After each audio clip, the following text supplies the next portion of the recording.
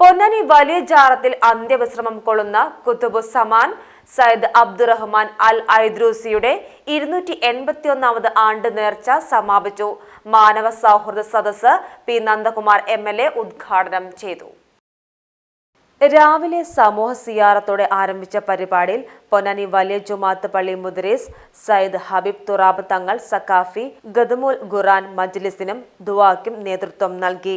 അബൂബക്കർ മുസ്ലിയാർ മൗലീദിന് നേതൃത്വം നൽകി. അബ്ദുള്ള ബാക്കവി ഇയാട്, ഷാഹുൽ ഹമീദ്, സയ്യിദ് അമീൻ തങ്ങൾ എന്നിവർ സംബന്ധിച്ചു. വൈകിട്ട് നടന്ന മാനവ സൗഹൃദ സദസ്സിൽ വിവിധ രാഷ്ട്രീയ പ്രതിനിധികൾ പങ്കെടുത്തു. സംസ്ഥാന ഹജ്ജ് കമ്മിറ്റി അംഗം K മുഹമ്മദ് കാസിം കോയ സ്വാഗതം പറഞ്ഞ സദസ്സ് പൊന്നാനി MLA പി നന്ദകുമാർ ഉദ്ഘാടനം ചെയ്തു. ഇന്ന് നമ്മൾ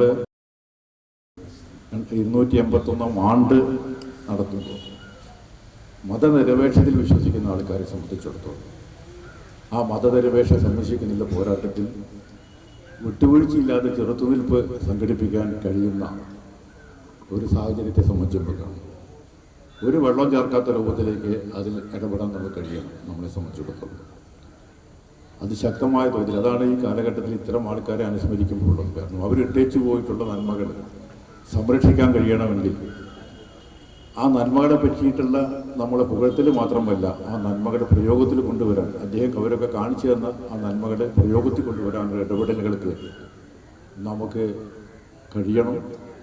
അതിനുള്ള കൂട്ടായ പ്രവർത്തനമാണ് ഈ കാലഘട്ടത്തിൽ ഇത്തരം മഹാന്മാരായ പണ്ഡിതന്മാരായ വ്യക്തികളെ അനുസ്മരിക്കുമ്പോൾ നമ്മൾ ഓർക്കേണ്ടത് എന്ന് മാത്രം ചുരുക്കം വാക്കുകൾ സൂചിപ്പിച്ചുകൊണ്ട് ഈ പരിപാടി ഉദ്ഘാടനം പ്രഖ്യാപിക്കുന്നു. നന്ദി, നമസ്കാരം.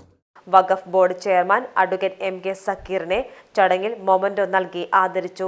മതസൗഹാർദ്ദ സദസ്സൊക്കെ ഉണ്ടെങ്കിൽ കൂടി നമുക്ക് ഒരുമിച്ചിരുന്നു കൊണ്ട് പൊന്നാനിയുടെ എല്ലാവരെയും ഉൾക്കൊള്ളിച്ചുകൊണ്ട് വെളിയങ്കോട് ഉൾക്കൊള്ളുന്ന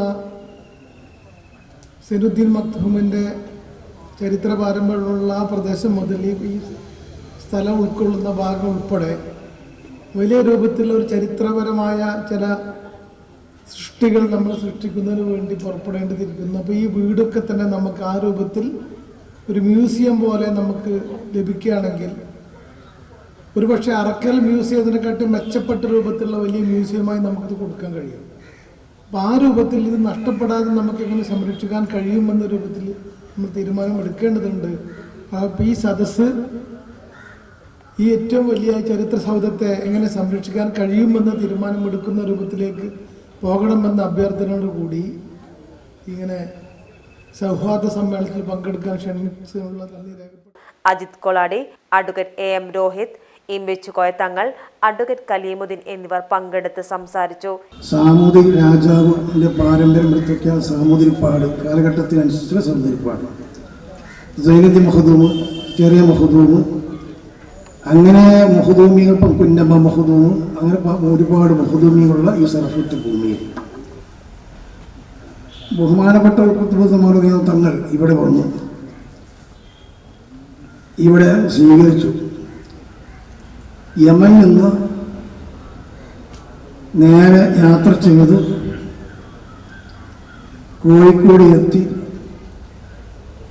കോഴിക്കോട് നിന്ന് ബഹുമാനപ്പെട്ട കുത്തുബുസ്സമാൻ തങ്ങൾ ഈ സർഫത്ത് ഇന്നത്തെ ഇപ്പോൾ നമ്മൾ ഈ കാണുന്ന ഈ വലിയ ബൃഹത്തായിട്ടുള്ള ഭവനവും പൊന്നാനിയുടെ ഒരു പാരമ്പര്യവും മതേതരത്തിൻ്റെ സഹിഷ്ണുതയുടെയൊക്കെ വലിയൊരു പ്രതീകങ്ങളുമെല്ലാം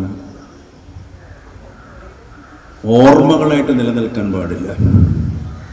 അത് ജീവിതത്തിലുടനീളം ഈ വളർന്നു വരുന്ന കുട്ടികളുടെ കാലഘട്ടത്തിലും മതേതരത്വത്തിൻ്റെ ഉദാത്ത പ്രതീകങ്ങളായിട്ട് ഈ രാജ്യം നിലനിൽക്കണം. അതുണ്ടാകുമോ ഇല്ലയോ എന്നുള്ള വലിയ ഭയത്തിലാണ് നമ്മളെല്ലാവരും കഴിഞ്ഞുകൂടുന്നത്. 22-ാം തീയതി വലിയൊരു ക്ഷേത്ര ഉദ്ഘാടനം ചെയ്യാൻ പോവുകയാണ്. ഒരു രാജ്യത്തിൻ്റെ പ്രധാനമന്ത്രി തന്നെ പറയുകയാണ്, ഞാനാണ് ഈ രാജ്യത്തിലെ ഏറ്റവും വലിയ പുരോഹിതനെന്ന്. ഫാസിസം അങ്ങനെയാണത് അടയാളങ്ങളെ ഉപയോഗിക്കുക. ജവഹർലാൽ നെഹ്റു ഇരുന്ന കസേരയാണത്.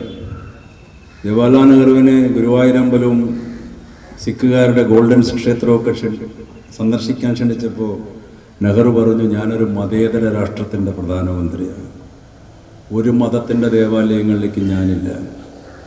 മതവിശ്വാസം ഓരോരുത്തരുടെ വ്യക്തിപരമായ വിശ്വാസം, അതിന് ഞാൻ ഇടപെടുകയുമില്ല.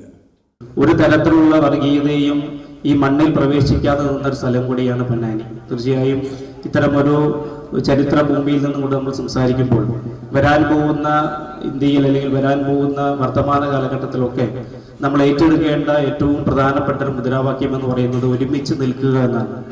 മനുഷ്യനായി നിൽക്കുക എന്ന ഒരു വലിയ മുദ്രാവാക്യമാണ് ഇത്തരത്തിലുള്ള സംഗമങ്ങളിലൂടെ നമ്മൾ കൊടുക്കാൻ ആഗ്രഹിക്കുന്ന സന്ദേശം. അതിന് ഇത്തരത്തിലുള്ള ഈ കൂടിച്ചേരലുകൾക്ക് മുന്നോട്ട് പോകാൻ സഹായിക്കട്ടെ. ഇന്ന് രാവിലെ ആണ്ടുനേർച്ച ഉദ്ഘാടനം ചെയ്തത് ഹബീബ് തുറാബി സഖാഫിയാണ്. അതൊരു മതപരമായ ചടങ്ങാണ്. ആ ചടങ്ങ് ഉദ്ഘാടനം ചെയ്തത് മതശ്രേഷ്ഠനാണ്. ഈ വൈകുന്നേരം സായാഹ്നം ഉദ്ഘാടനം ചെയ്തത് നമ്മുടെ പ്രിയങ്കരനായ MLA ആണ്.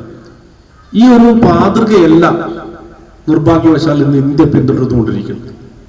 അത് പുതിയ മാതൃക സൃഷ്ടിക്കുന്നത് ഭൂരിപക്ഷമുള്ള ആളുകൾ ഈ നാട് കൈപ്പിടിയിലൊതുക്കുവാനുള്ള ഒരു ശ്രമത്തിന്റെ ഭാഗമായിട്ടാണ്. നമുക്കറിയാം, ഹൈദ്രോസി തങ്ങൾ ഇവിടെ വന്നത് യമനിൽ നിന്നാണ്. മനുഷ്യൻ പലായനം ചെയ്തും ഒക്കെയാണ് മതത്തെ പരിചയപ്പെടുത്തിയത്, ജീവിതമുണ്ടാക്കിയത്.